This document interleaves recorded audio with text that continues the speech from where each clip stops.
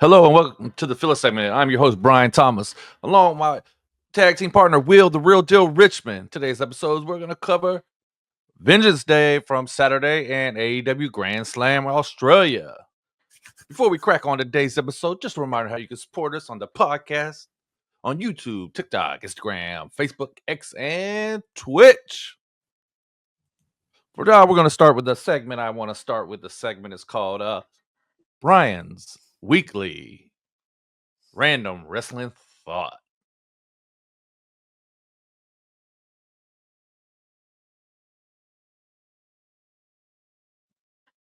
So, Will, as I was thinking about this, I was watching a little bit of wrestling and I seen somebody do a roll up with the tights. I've been wanting this for years. What is the point of rolling somebody up and they can't kick out with the tights? One, great thought. Awesome thought. Two, as kids play wrestle with your friends and stuff like that, you can actually kick out. I don't know why you can kick out. It has nothing to do with your actual tights. It's all upper back and shoulders. I never understood why holding on to the tights was such an advantage for the pinner as opposed to the pin. I mean, maybe like not even a roll up, not a schoolboy, no, but a roll up, like, running to the ropes, boom, boom. That I can understand because you're sitting and you got the leverage. But if it's just the regular SRU, as we call it, the surprise roll up, I don't get it. And I never understood it. And I would like for it to go away. Honestly, would like to see that go away because it's not really cheating. I never understood that myself. That's a really good thought. That's probably one of the ones that not a lot of people have expressed outwardly. But in the comments, please leave it in the comments. What do y'all feel about the grabbing of the tights or the trunks, or as far as scoring the win? Like, how do you just please give us y'all's thoughts on that, because I really don't see the point behind it. So how can you not kick out? It's your shoulders first with somebody grabbing your tights and rolling you. I can see if they rolled you up and you don't kick out, but it's like you can't kick out at all with the tights. I've never understood that concept. Never will understand that concept. If you're a wrestler or worker in the business, if you could just hit it in the comments, let us know. Leave it below. We will glad to get back to you on TikTok or Facebook or Instagram on a short. But I'm confused. I am too.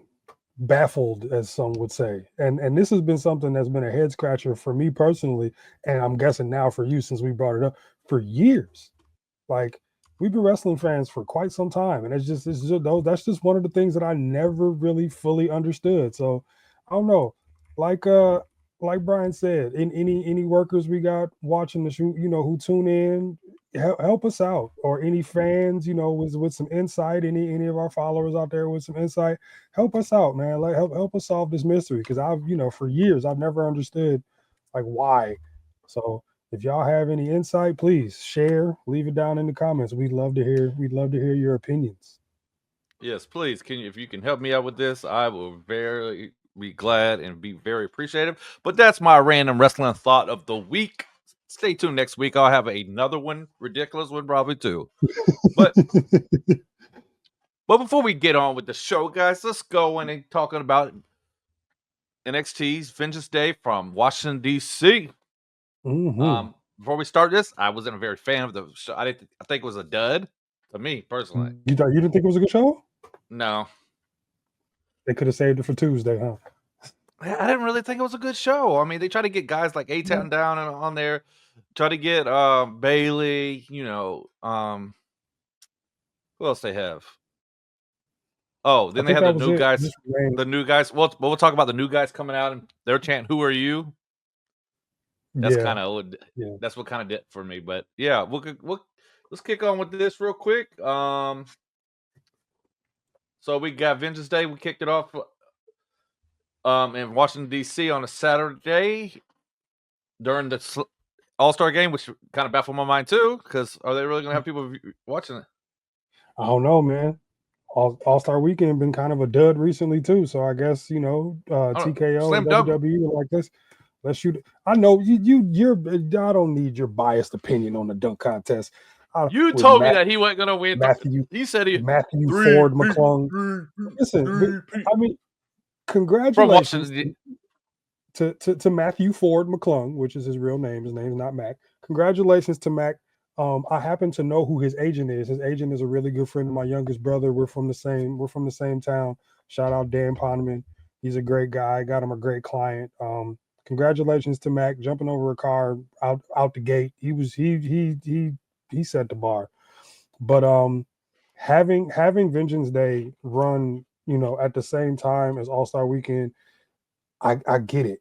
Like I understand, because a lot of people, like I said, haven't really been locked into the NBA All-Star Weekend for the last few years. So TKO and WWE probably thought, you know what, let's shoot our shot. Let's try to, let's try to make something of that situation. So I get why it was ran at the same time, but also all of NXT's PLEs have been on Saturdays as well, just like the main roster. So I mean, it made sense, but it was kind of tough because I didn't watch Vengeance Day live. I'm too big of a basketball fan, and I ain't even gonna hold y'all. I fell asleep during All-Star Week, All-Star Saturday night, so I had to watch everything. I woke up at like 6 a.m. and watched Vengeance Day. But again, like I get why it was ran at the same time. But I also didn't think that the show was a dud. I thought it was average at best, but I didn't think it was that bad. It was a step below average. That's why I called it a dud. It was a step below average for me. So I respect that. I respect that. Yeah. So yeah, we kicked it off. They kicked it off right with Stephanie Vaquera, and Henley Finley. Helen, how you Fallon Henley. Yeah, Fallon Henley. That's her name. I'm really not really. I know she is, but I'm not. JC Jane's still in there and everything. I was like, is JC Jane going to stay in NXT her whole career? Who knows? She's man. been down there for a while. She has kind of like how Dawkins was at first. Dawkins was down in NXT for a long time before they paired him with Montez and they called him up. But prior to that, he was just counting the lights for guys wearing that stupid double headband. But no, man, JC Jane seems like she's been around in NXT for a few rotations. 15-minute match. I expected Stephanie to take the strap off over because she's hot, just like her and Julia right now. Yeah. She's I remember just watching her when she was in CMLL, and she did that one-off with AEW for Forbidden Door before she went to NXT. Did she wrestle under the same name, or did she have a different name? Yeah, that's her name, I believe. Okay, because I haven't seen much of her prior to NXT. Yeah, her name is Ana Stephanie Vaquer Gonzalez from Chile. Okay, gotcha. So yeah, so she's always wrestling underneath her name. Chile.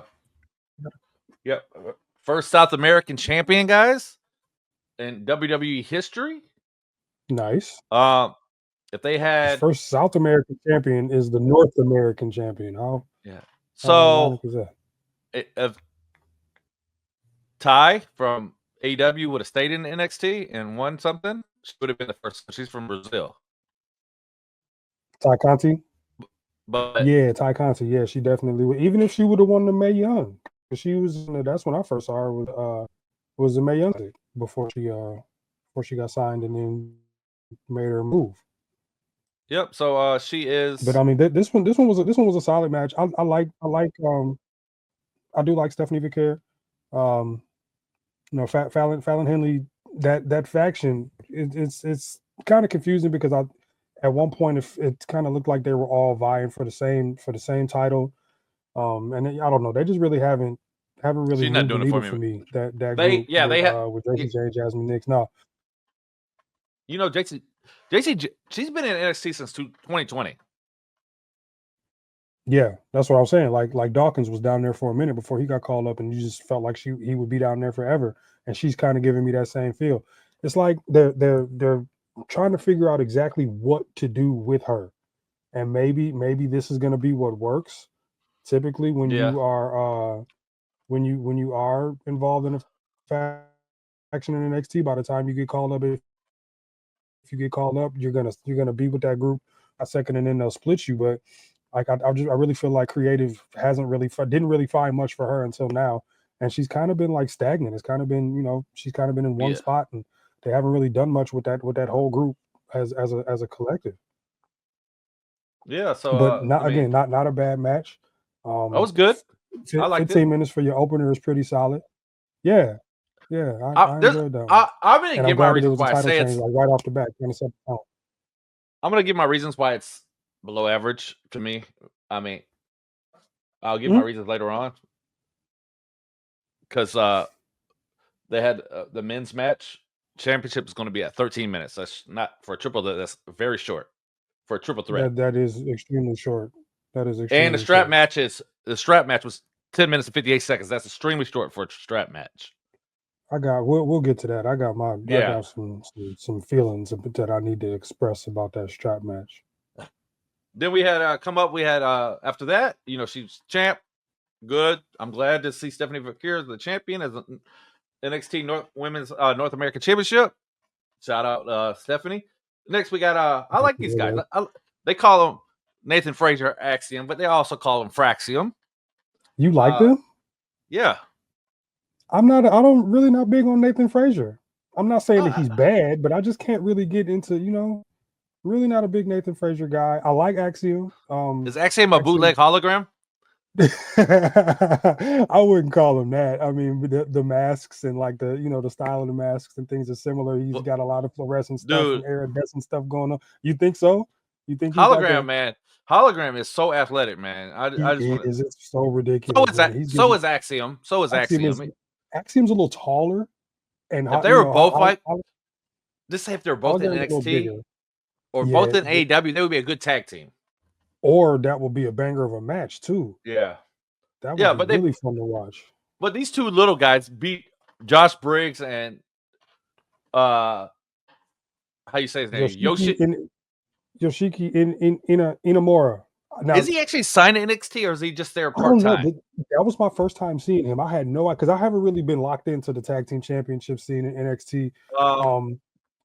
But that was my first time because didn't Josh Briggs have a different partner prior to?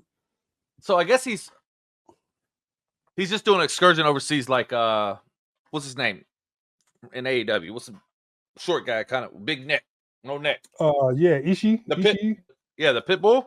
Yeah, he's with the conglomeration. Yeah, Ishii. Yeah, so I think that's what's going on right now with him. Yeah, that's what they said. No wonder they didn't put the title on him. Okay, I see now. Yeah. But they could have him just like it could have been a one-up, just like when Old Moss went over to Noah, he won the title, right? Right. Then he gave it away to dropped it, whatever. But, yeah, because he went over there to join a group, and then he gave it to one of the guys that was already in the group that he went over there to join. This one really didn't make much sense, like again, because there was no build-up, there was no real feud. They didn't really have much of anything going on into this match. I feel like they just threw this one on the card because they wanted all of the titles to be defended on the show. Yep. So I just kind of felt like this one was thrown together. It was exciting because Nathan Frazier. Fraxium is a very fun team to watch collectively. If you like that style. If you do, yeah. And, not everybody does. No, and because I like half the team, I was still able to enjoy the match. I really feel like Josh Briggs deserves better. I don't know what the situation is or what direction that they're going to go with him, but I really like Josh Briggs. So I just feel like he deserves better. But this one, it wasn't a bad match. 10 minutes, 24 seconds. It was just long enough. It wasn't a bad match, but it didn't like really wow me either. But I'm glad that Fraxium is kind of on the same page because remember for a while they were like almost teasing split. But I'm glad that they're on the same page. And they've been solid tag champs in NXT. So I'm really looking forward to seeing what's next. We got Stand and Deliver coming up in about 60 days. So we'll see what they got going. Hopefully they'll have some established teams and not drop anybody down from Maine to kind of give them a match at all. But this one wasn't terrible. I'm surprised that they still are tag team champions right now. Yeah, I mean, but that just shows that there's a lack of actual tag teams in NXT right now. But this one wasn't really a bad match though. It was decent.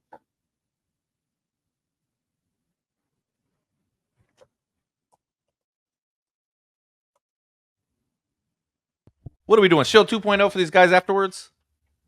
You know what?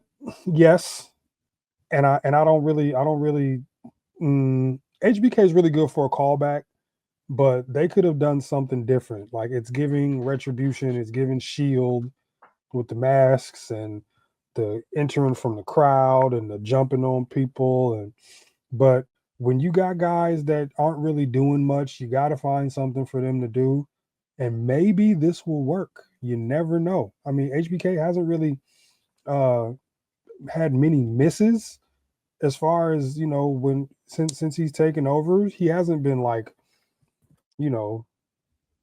top notch, but he hasn't been trash either. So maybe this will work. I don't know. I'm looking for something more original because it's not like people have forgotten who the Shield was and what they did and what they accomplished. So going back to kind of the same thing, hopefully they do something different. 'Cause the introduction to this group, we've seen it before. So maybe they'll put a different twist to it. They went totally Shield vibes because they were showing vignettes, whatever. They didn't show vignettes with the Shield. The Shield just showed up. Yeah. But Retribution is giving me Retribution vibes all over again. I can definitely agree with that. Especially when Graves. Oh, Graves said this is. I forgot who he said. This is who I at the PC or blah blah blah blah blah blah blah. Yeah, I mean, then they beat all 4 guys down. They did, and then just disappeared. It wasn't even. They weren't even big. Oh, they had like one big guy, right? The rest of them were like high flyers, or maybe one big guy, one medium guy, and 2 high flyers. One big mang, one medium mang, and two. And a surprise buddy, no surprise buddy this time though. Please no. Speaking of surprise buddies, think he got booed because of NWO? Did you dumbass? That's not why you. Hey, like I've been saying, he took advice, and for him to not like people who look like me, he took Rocky Johnson's advice to heart. He sure as hell is working the gimmick. Goofy, he's whatever. No more airtime for that guy. No, but that's I mean, that was okay, pretty good match. I just want to, as long as they don't treat them like Retribution in the Shield moving forward, I'll be happy. Yeah. And I actually want to see what these. They had that one dude, that black dude. He was the high flyer one. Then when he went outside the ring, he kicked the guy into the what's it called? The barricade or the announce table? Yeah, the barricade. The barricade. Yeah. So that's pretty good. I mean, I want to see. We're not getting another. He's in GCW now. What's his name? Sidney Akeem. We're not getting another Reggie. But that dude, he can jump, man. Oh man, he's super athletic. But he was in Cirque du Soleil too, so you can't do all of that and be grounded. But he's super athletic, man. I love that backflip cutter that he does. Hopefully, he can get another shot because when they put that mask on him and called him Scripps, that was y'all should have just let him go. Y'all should have just let him be him. He was another Kofi Kingston, wasn't he? Yes and no. Yeah, yes and no. He had the accent. He even had no Jamaican accent. He had some like pompous, almost African. No, he didn't have no African accent either. He had French? some like British. Nope, it was like a rich black dude accent. He was almost like French. No. Scripps, no. Not Scripps. Before that, when he was with was he with Carmella? Ash by Elegance. Oh yeah, Ashy Dana. That's who he was with. He was with Ashy Dana. But yeah, he did kind of remind me of Sidney Akeem with his athleticism. Yeah, but I want to see who he is. I'm gonna have to look him up to see what he's about, where he came from. Is he just a straight PC guy? You know what I'm saying? Yeah, and I'm interested to see what they're gonna name him too. The group. I'm surprised Evander Holyfield's son wasn't one of them. Maybe he's not ready. He just got there, so maybe he's not ready for TV yet. Have you watched any of the FLG real quick before we move on? Not yet. It's on A&E. I gotta lock into it. I'll probably try to watch it before. I might watch it Raw this afternoon. On. Yeah, I'll try to watch it before Raw comes on. But I'm interested to see what that's about. I'm gonna get on ROH app because they have a show coming on an hour before Raw from Grand Slam. It's their Ring of Honor. It's a Ring of Honor special show. Okay, nice. With some title, all of them are title matches too. Oh, even better. Yeah. That means the Red Velvet is on. No, I don't think she's on it though. But Global Wars is what it's called. ROH Global Wars coming on at 7 o'clock, 4 o'clock my time, 7 o'clock. Well, you can't have all title matches and not have Red Velvet on there. She's a champion. It's only like 4 matches. That's why. Okay. Not all title matches because there's a 6-weight match with Jericho and his dudes and the Outrunners and somebody else. I saw them like working out with somebody. I forgot who it was. They were working out. Pork Chop. It was Porterhouse Hobbs. Yes, it was Outrunners and Porterhouse Hobbs. One of my favorite Williams. Yeah. One of my favorite Williams. Not like Tall William, no. And Big Bill. No, sir. That's his name. I'm just trying to tell you, that's his name. Tall William. All right. not calling him that.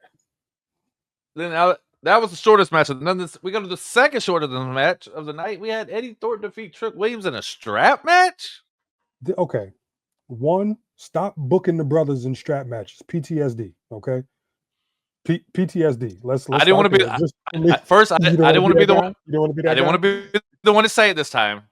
Secondly, but I thought it was kind of funny that on Black History Month they had Trick Williams. They had Trick Willie in a strap match. Second of all, and then losing. Help me understand this.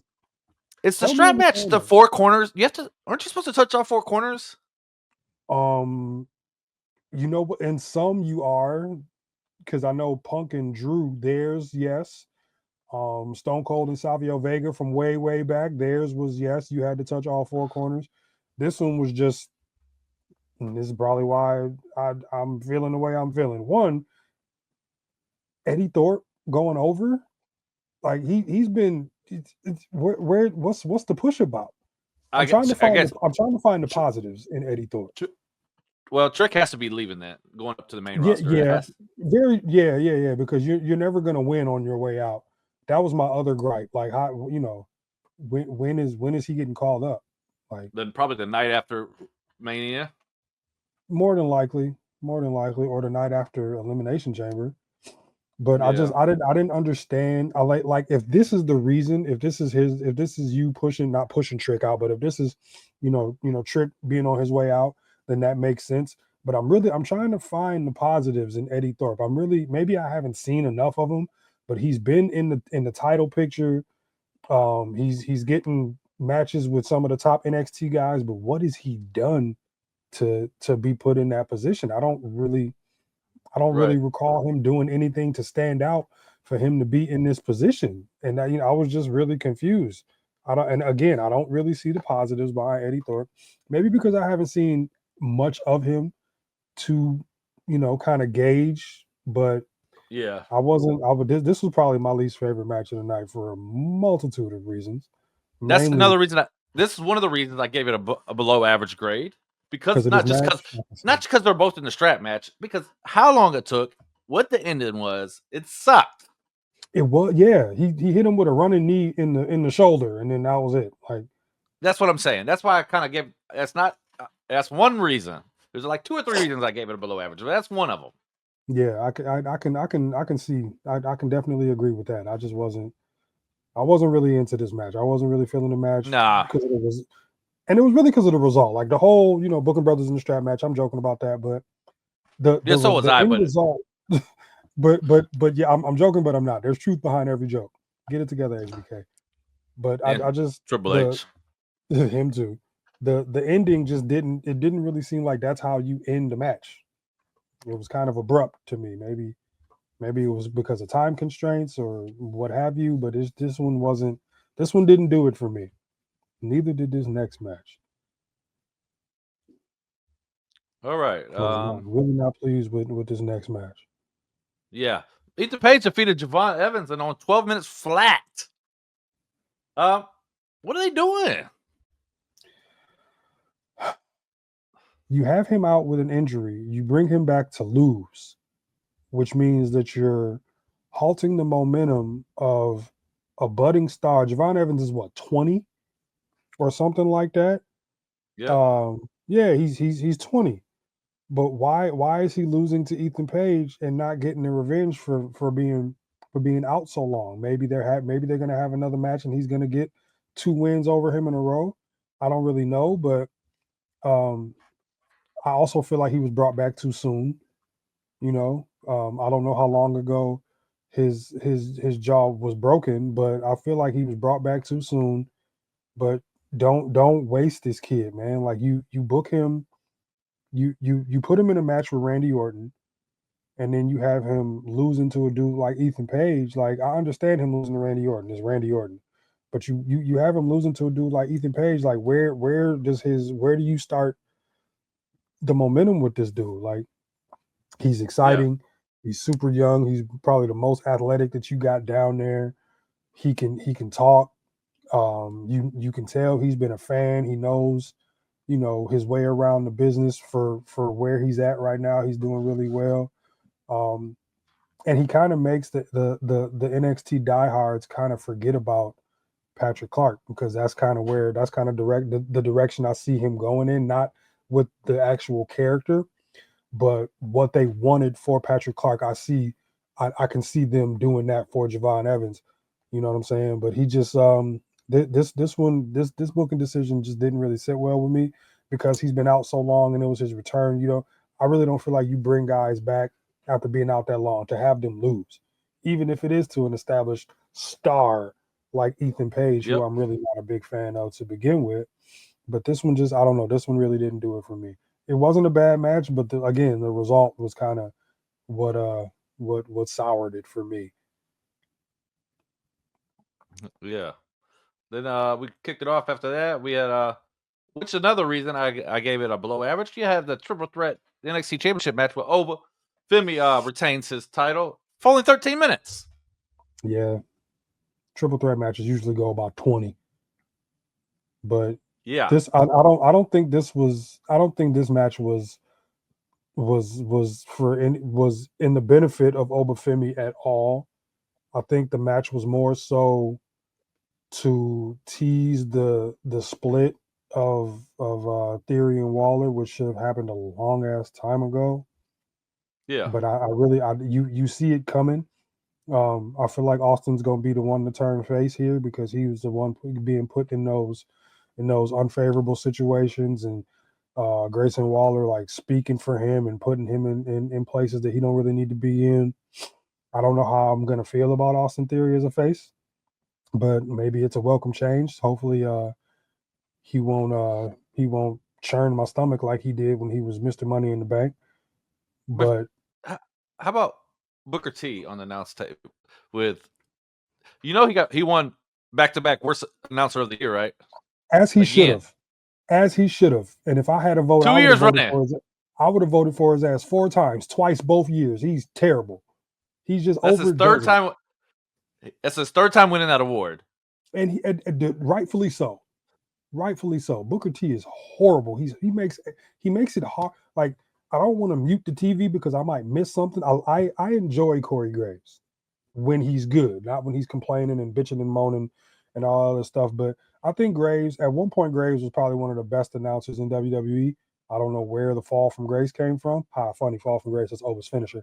But yeah, Booker T deserved to be voted worst announcer. He's horrible. I wanted to touch on He that makes because NXT so hard to watch. yeah, that's why I'm hard to watch it with him sometimes. Yeah, so I just wanted to touch on that real quick because next week, guys, next episode, one of the segments we're gonna go over is the Wrestle Observer's newsletter awards, and you'll be surprised. There's a Uncle Dave nope. Awards. You'll be surprised. There's a lot of WWE at one. Yeah, I mean, you can't really, because it's voted on by multiple people, not just him. You would think so though. With some of these results, you would think that it was all him. Well, they had wrestler of the year, they had best match, best feud of the year, and everything. Mm-hmm. Best promoter of the year. Don't get me started on that. But yeah, man, Booker was just super hard to listen to, man. He's always super difficult to listen to because he just overdoes it. Like you don't have to be that over the top all the time. Just speak. Yep. Just speak. You drag out your words. He makes my throat hurt listening to him. Like I can't. Come on, man. He's just right, but deservingly so.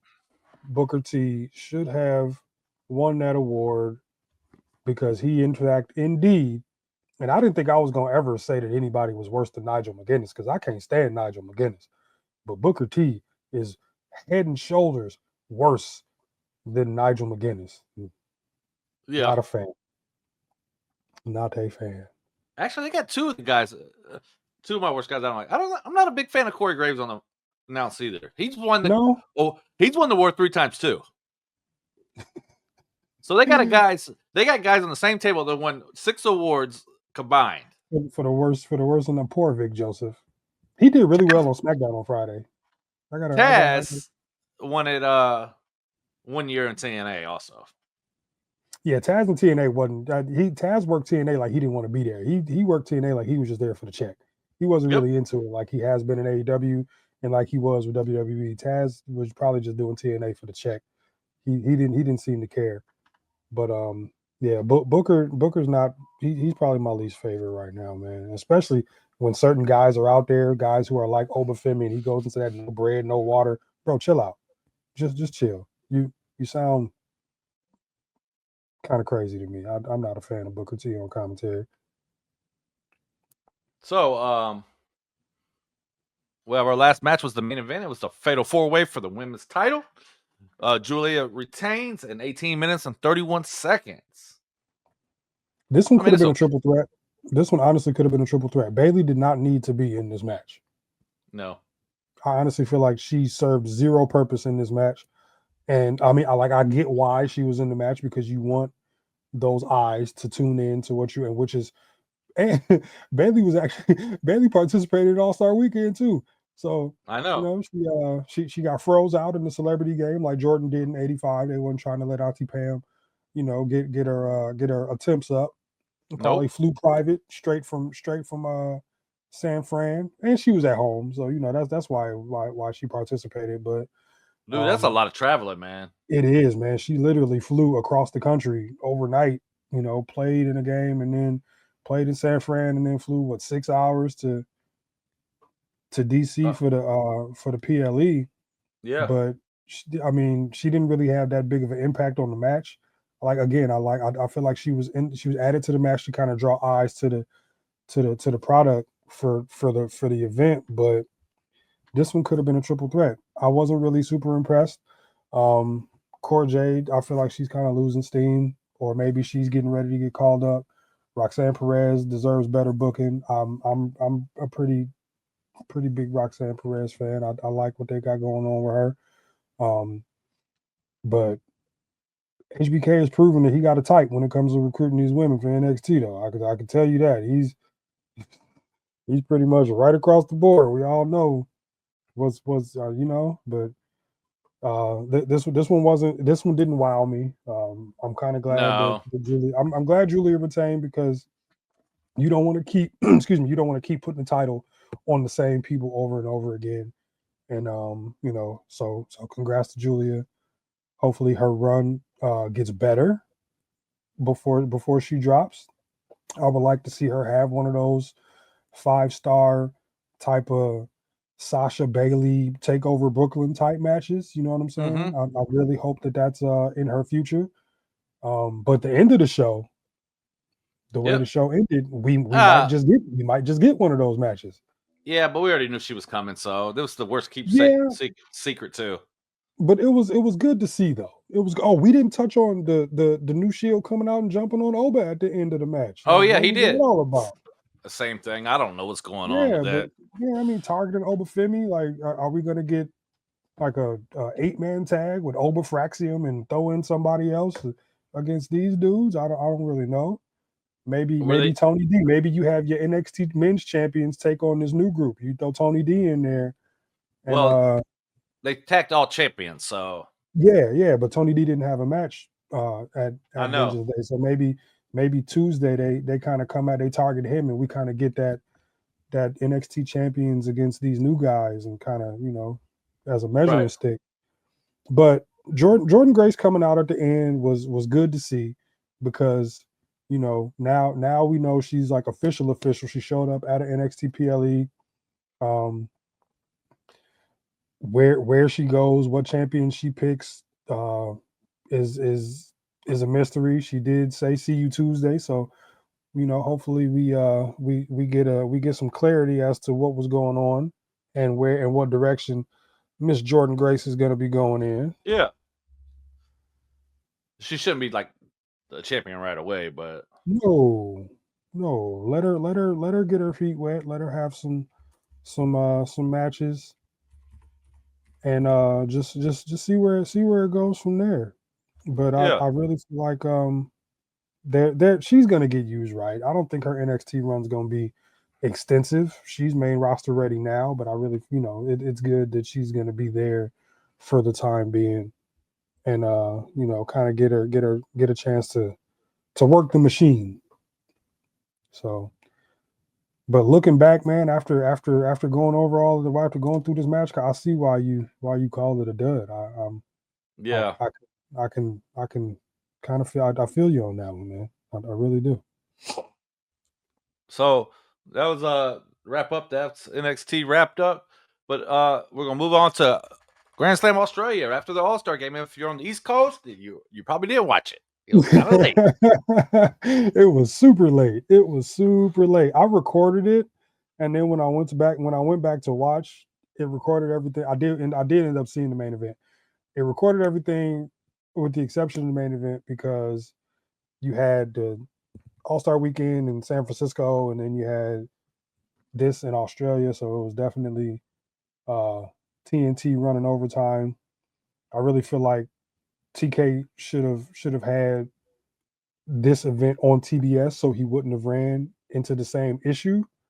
But Yep. you also don't want to. I mean, that would have been a lot of competition for him, going up against Vengeance Day and then going up against All-Star Weekend on a different network. So I understand why he put it on after, and Collision is a TNT show, but for one night, I definitely would have moved it to TBS.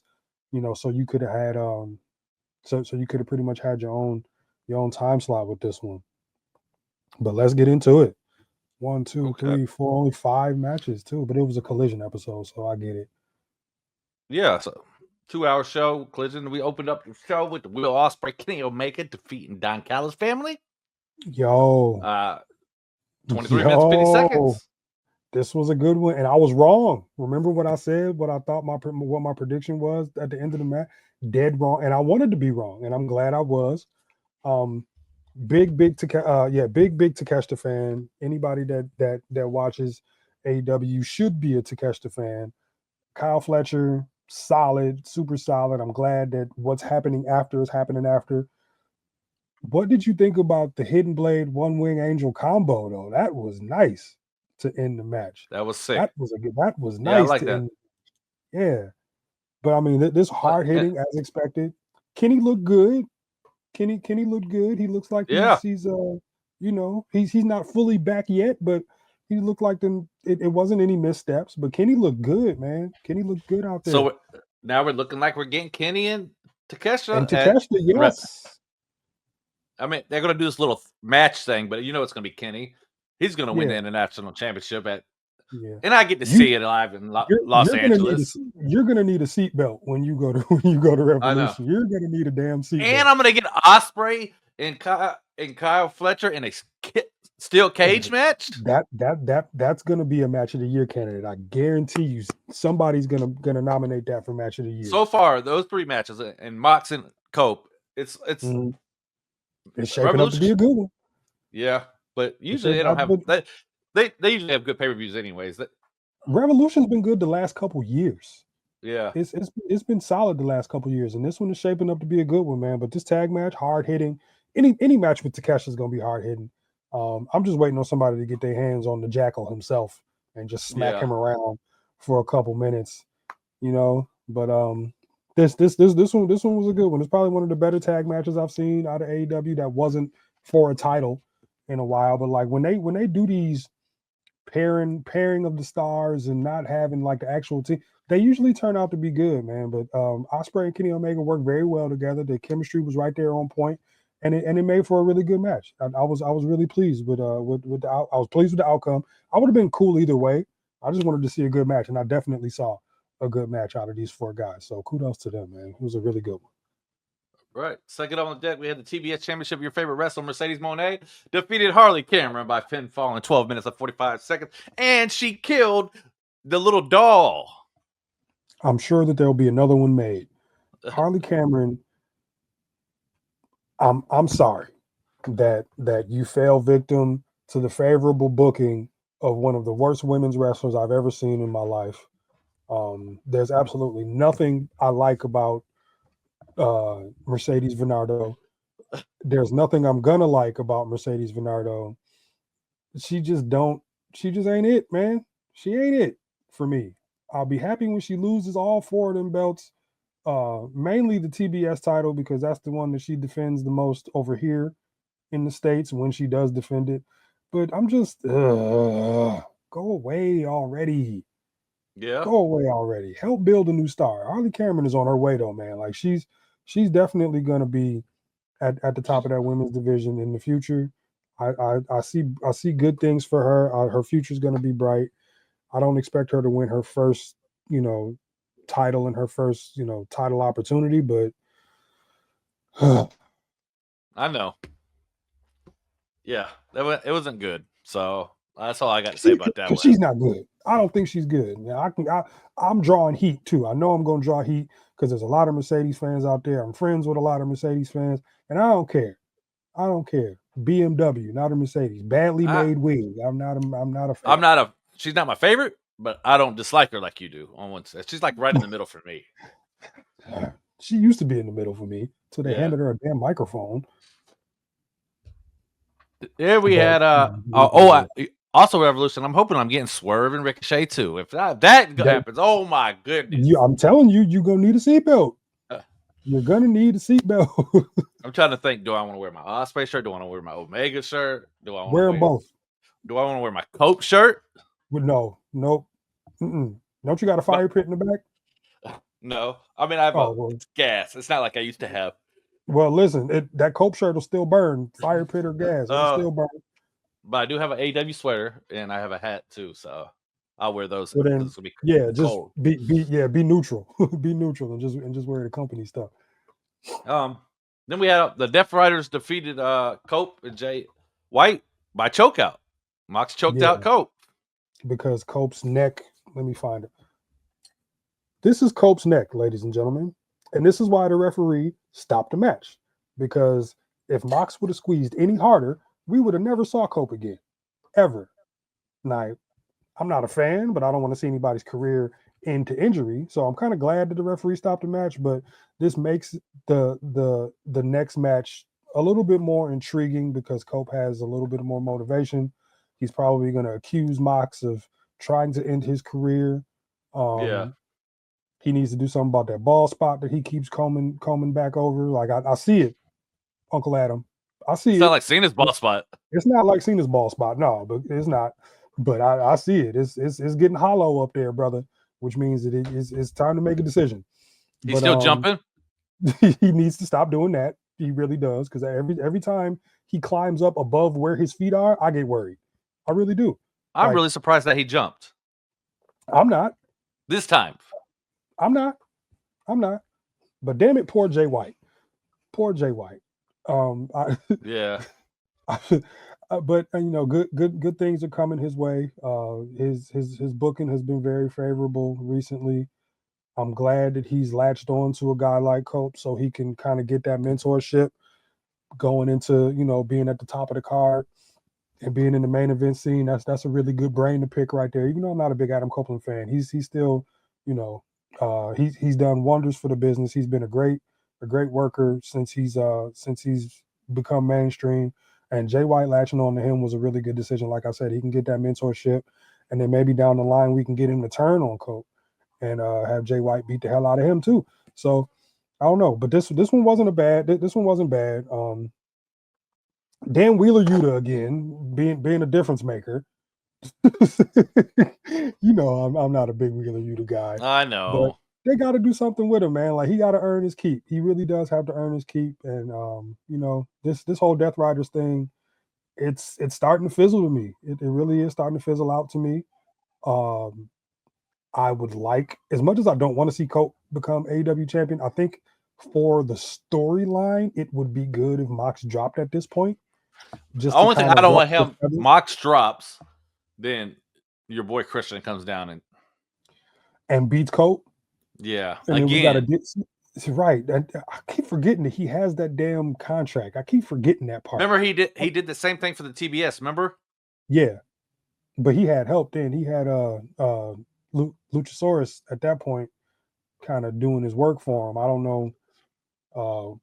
I haven't really been tuned into what Christian's been doing. I kind of try to avoid him when he's on TV because I can't stand. Yeah. He's turning back into the CLB for me. Shout out Stone Cold. He's turning back into the creepy little bastard for me. But I mean, I don't really want to see that happen. But Or maybe again, they're Cope wins and they're just waiting for Cope to take out Christian one last time.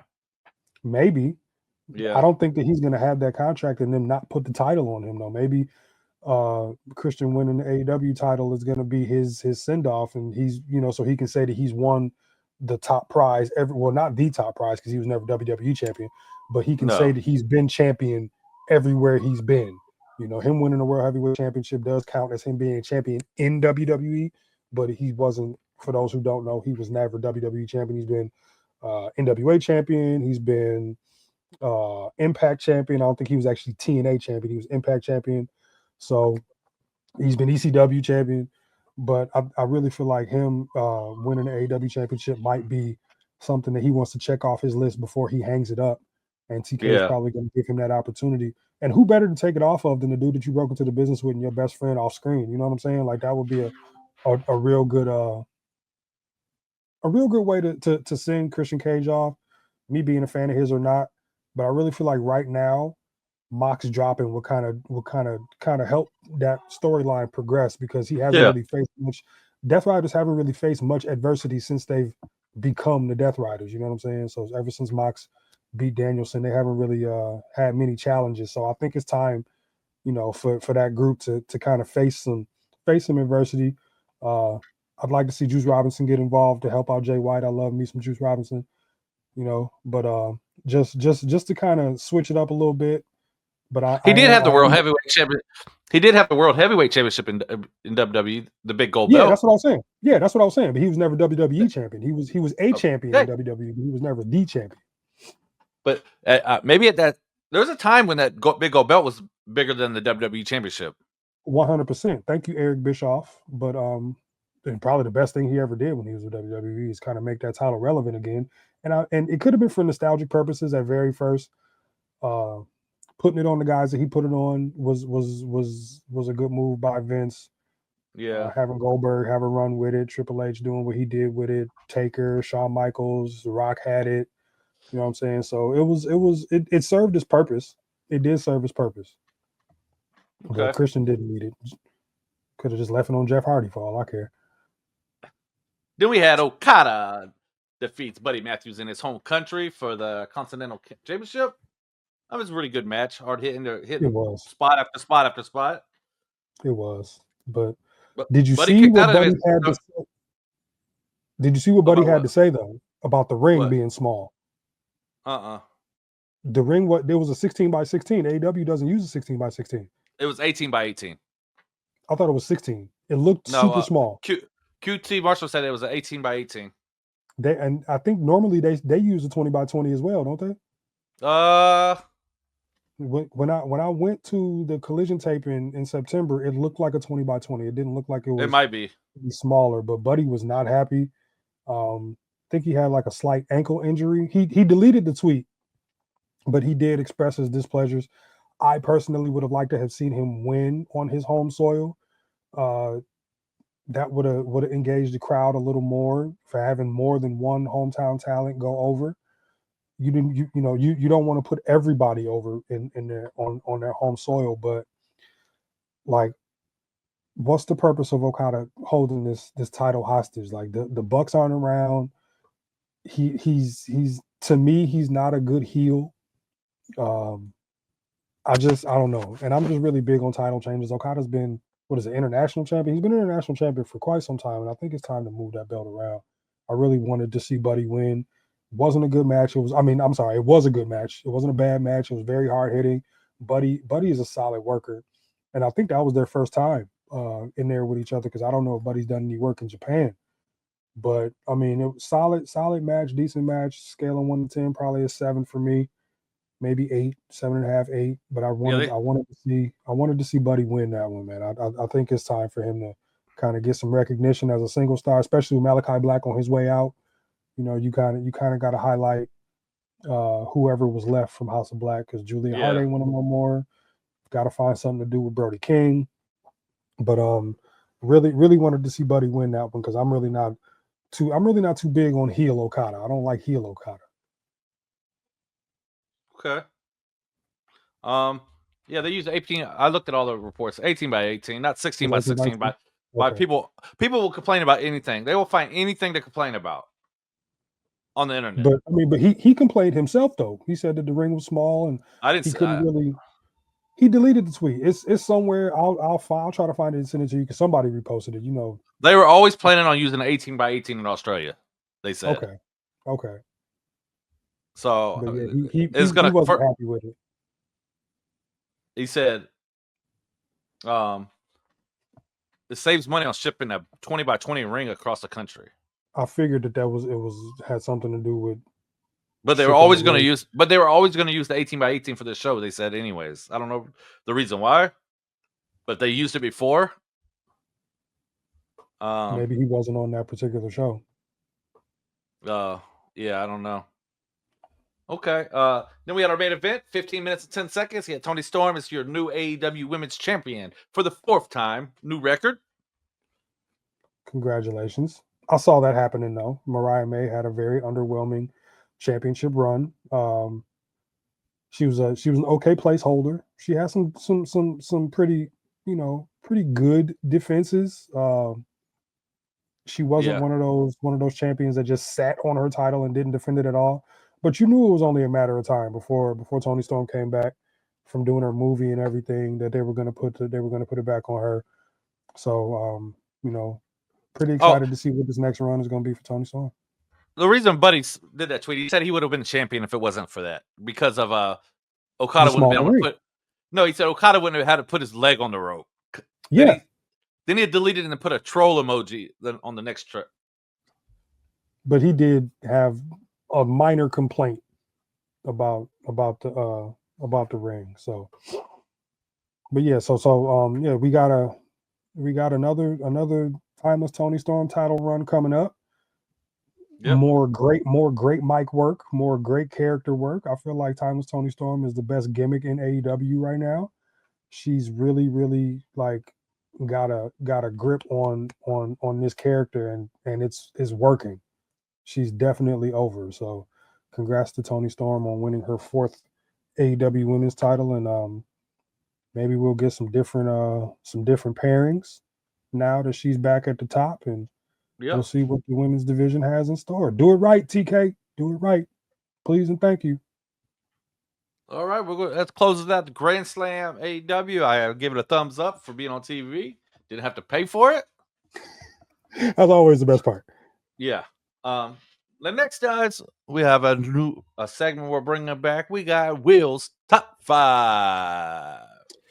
So, ladies and gentlemen out there in filler segment land, because we are coming off of NBA All-Star Weekend, I took time to comprise my All-Star team of wrestlers. So I broke it down this way. It's pretty much by weight class. So I'm gonna go by position. So when I name off these 5 gentlemen, you're gonna kind of make the connection. So my all-star, my all-time all-star team of pro wrestlers, we're gonna go by position. My point guard is a lot of people's favorite, first ballot Hall of Famer, champion everywhere he went. feel like he can run the show. He can kind of control the floor. So my point guard is AJ Styles.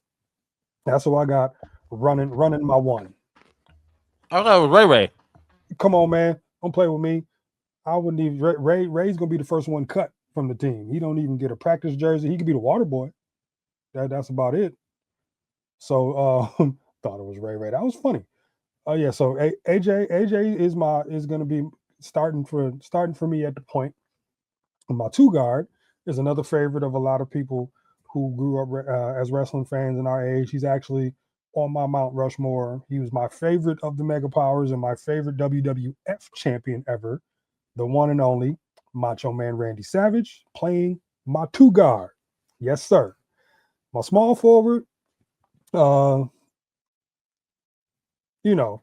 really say too much about my small forward, but I will say this. Please, everyone, acknowledge your tribal chief, the man playing the three in the Scottie Pippen LeBron spot at the small forward, do everything, plug him in everywhere, can play the one, can play the two, can play the three, can play the four. Roman Reigns at my small forward. Everyone, please acknowledge your tribal chief. My front court, the rest of my front court, my power forward, I was on the fence about my power forward. I really was. I originally was going to go with Yokozuna as my power forward. Aside from the fact that he could really hoop, if you dig it up, if you pull it up on YouTube, Yoko had game. Mark Henry wasn't lying. But my power forward, intimidating, big guy, the enforcer of my team, my power forward is one of my other faves, the one and only Sid Vicious. Okay. And at center, if you know me well enough, you already know what the answer is. Named my son after him. It's probably why his ass is so short now. But my all-time favorite wrestler ever in life will forever remain my all-time favorite wrestler, no matter how many great things Roman does throughout the rest of his career. My center is the one, the only eighth wonder of the world, Andre the Giant. So that, ladies and gentlemen, is my version of this week's top five. I will have a new one every week. I might give y'all a preview of what I'm doing next week. Or the coming weeks. But if you all out there watching have a starting five that you want to leave in the comments, please feel free to do so. We love the Surprised you didn't put Dusty on there. I'm not gonna put Dusty on there. He could hoop. He could hoop, but I'm talking. If I was gonna go with five guys that used to play basketball, my front line would look like Big Show, Kevin Nash, and because they really played. Kevin Nash actually played in a Final Four, but stuff like that. I would actually switch it up and put guys in there who really actually played ball, but I don't really know enough of guys who actually played for real basketball. Dusty played in a charity game, but played in a little bit in high school or whatever. But I was trying to make it as applicable as possible to size, position wise, and kind of in-ring style and stuff like that. So all right, that is my five. I will give you all a preview of my top five for next week. Let me reach back here. The wife picked this up for me for the just recently passed Valentine's Day. Not really bragging, but we're going to be doing my top five favorite titles in wrestling history next week. So be ready to comment your top fives for your favorite titles, because I'm going to be. I think I know your number one's going to be already. You might, maybe the eco-friendly WWE Championship. Nah, man, I'm going Divas belt for this one. 24/7. The eco-friendly belt, yeah. The wood